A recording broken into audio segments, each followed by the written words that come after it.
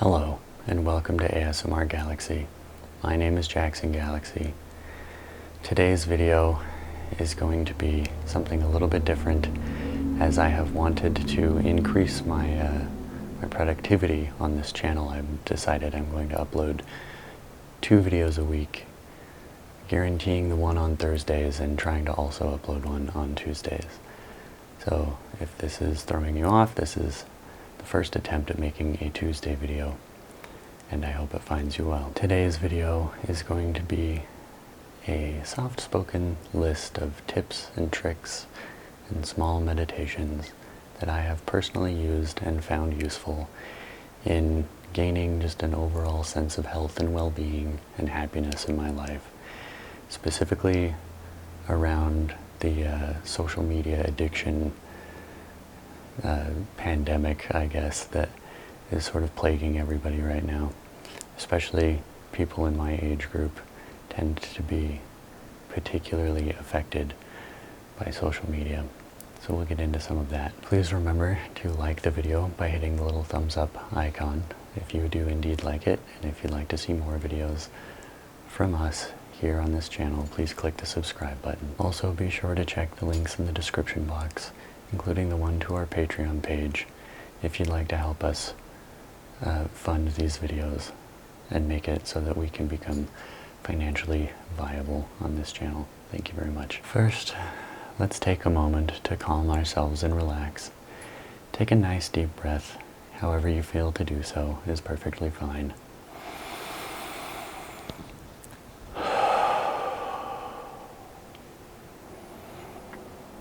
Just take a moment to relax and unwind from your day. Just feel how good it feels to take a moment to relax and breathe.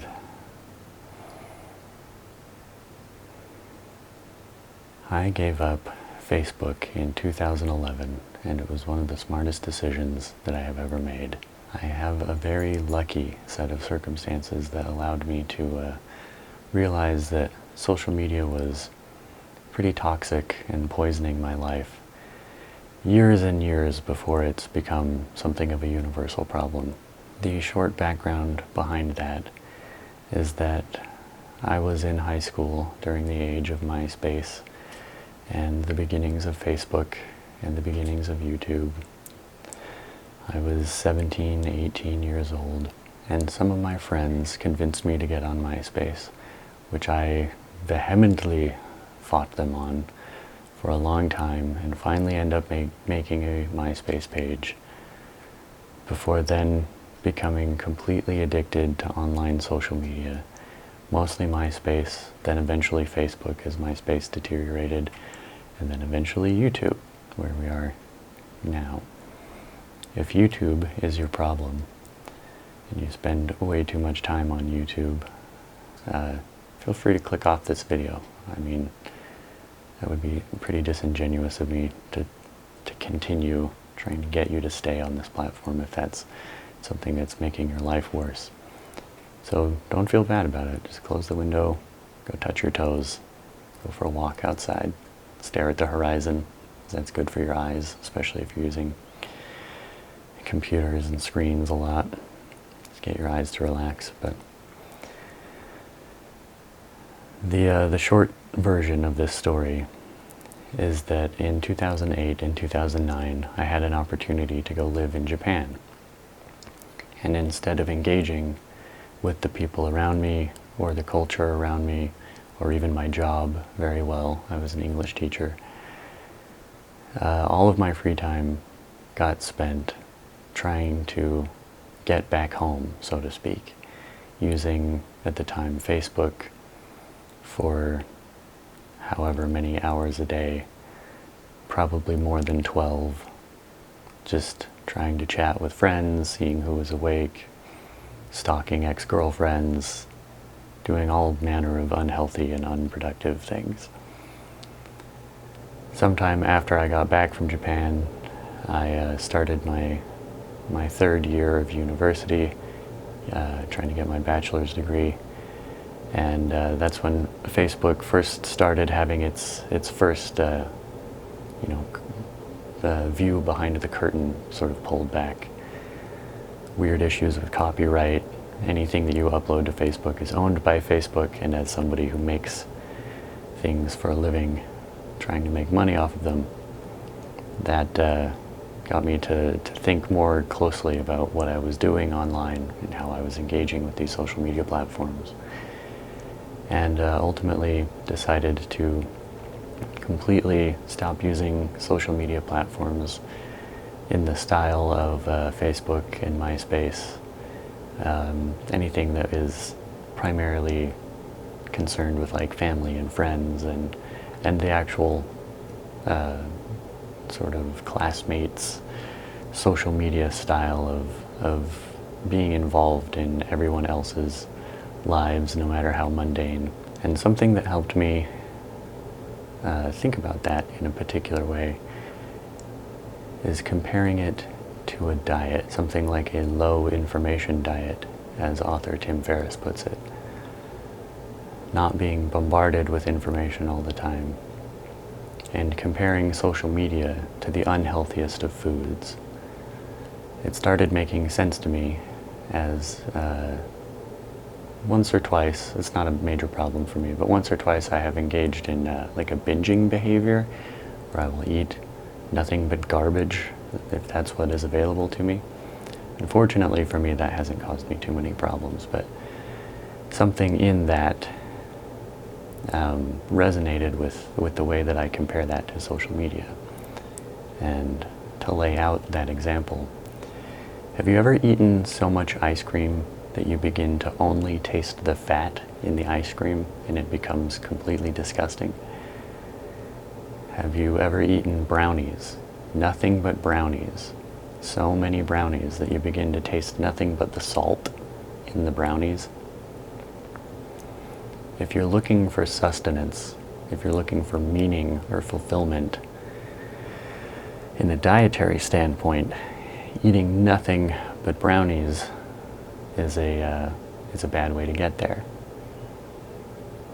It's got too many carbs, too many fats, not enough proteins, not enough vitamins and minerals, things that you need, things that are essential. Sure, it tastes good and it can be good for a while. And if you make that same comparison to social media, if you're looking for sustenance, if you're looking for fulfillment, if you're looking for meaning, social media is the brownies of trying to get there. A brownie once in a while isn't going to hurt anybody in the vast majority of cases. Having, a corner of a piece of birthday cake once a year at a birthday is really not going to impact your life that much.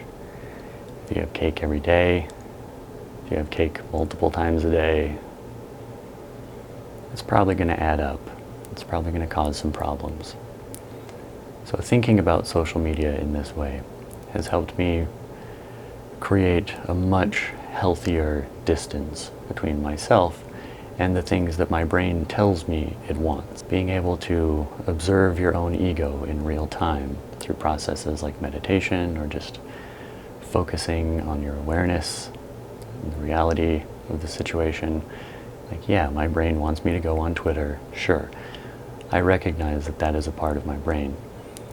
But the awareness of that allows me to make that decision. Do I need to go on Twitter? Is that a good thing to do right now? No. I need to make a YouTube video. So that's what I'm going to do. So I decide to make the YouTube video. I decide to not eat the cake. I decide to go make, some broccoli stir fry or something that is equally delicious by all measures and way more fulfilling. The word diet gets used in ways that don't resonate with me. So I'm going to attempt to define the word diet and display how I understand the word diet in a way that hopefully resonates with more people. The word diet is not an activity. It's not a thing that you do. It's not, I'm going to go on a diet, because that is an activity. Diet is a noun. It's a group of things that you eat, right? A horse does not go on a diet. A horse's diet includes things like alfalfa and wood, things it needs to survive. So when especially English speakers say, oh, what's your diet? They mean, what is the modified foods that you eat, not simply what are the foods that you eat. In that same way, dieting becomes a verb. It's an activity that you do. I'm defining this as something that is not what I normally do. It is an activity I'm doing to modify the activity that I normally do. Somewhere in there, there's a bit of meaning that gets lost in that translation. A diet is just what you eat. What is your diet? For me, I try and base that primarily on proteins, getting a little bit of fats. I feel best when I eat a low amount of carbs, even though that is incredibly difficult. I drink nothing with calories in it. I allow myself only to drink water and 1 cup of tea per day. That is my diet. I am not dieting. That is simply what I eat. Much in that same way, an information diet, a social media diet, should not be the thing that you do to modify your social media behavior. Your diet of social media should just include a small amount of carbs, a small amount of Facebook, a small amount of YouTube, whatever it happens to be. And everybody is a little different. No brains are the same, no bodies are the same, but generally they follow some basic principles. If you watch YouTube for 10 hours a day and are still productive, your family life is still good, you still feel fulfilled and happy and full of joy, then that's fine. I'm not trying to tell you to change. I'm just trying to help you find some tools and some mindsets that could potentially make your life better, or in some cases, help you make other people's lives better. If a friend comes to you and says, man, I feel miserable, my first question, almost universally, is how much time do you spend scrolling Instagram and TikTok? That usually gets a laugh out of people, and for good reason. We all already recognize that those things are a major root of the problem.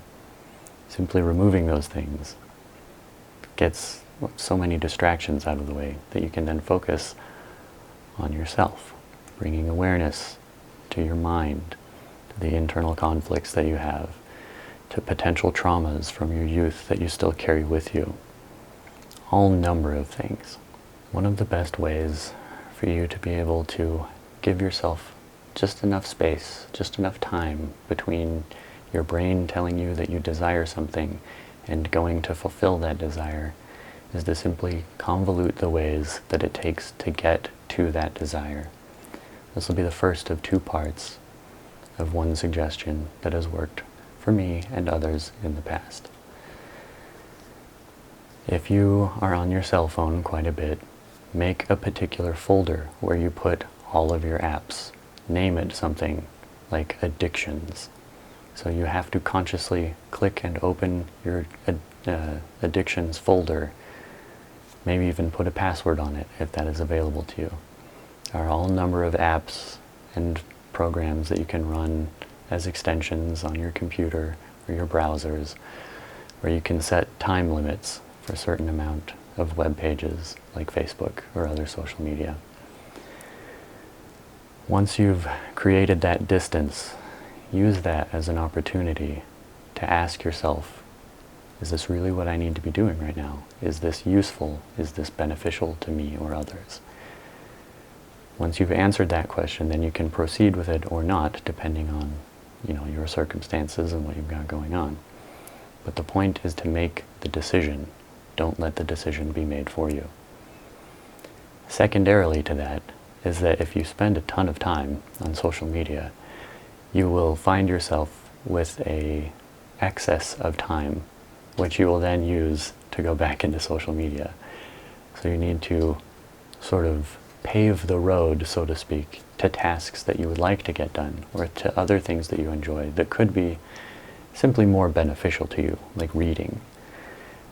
Reading nonfiction self-help books is something I enjoy.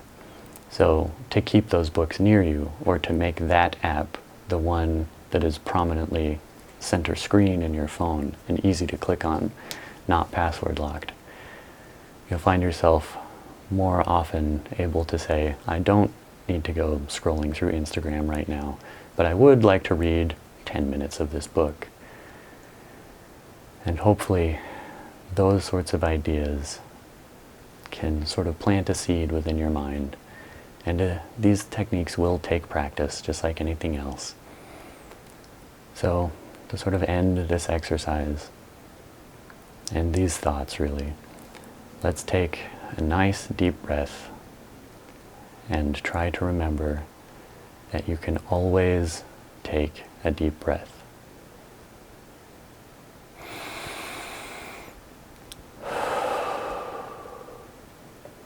Before you open Twitter, take a deep breath.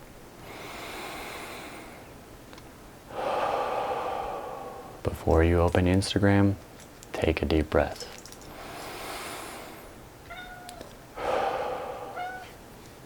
And with that, I hope these techniques find you well. I love you, thank you for watching, and have a wonderful day. Do you want to take a deep breath, kitty?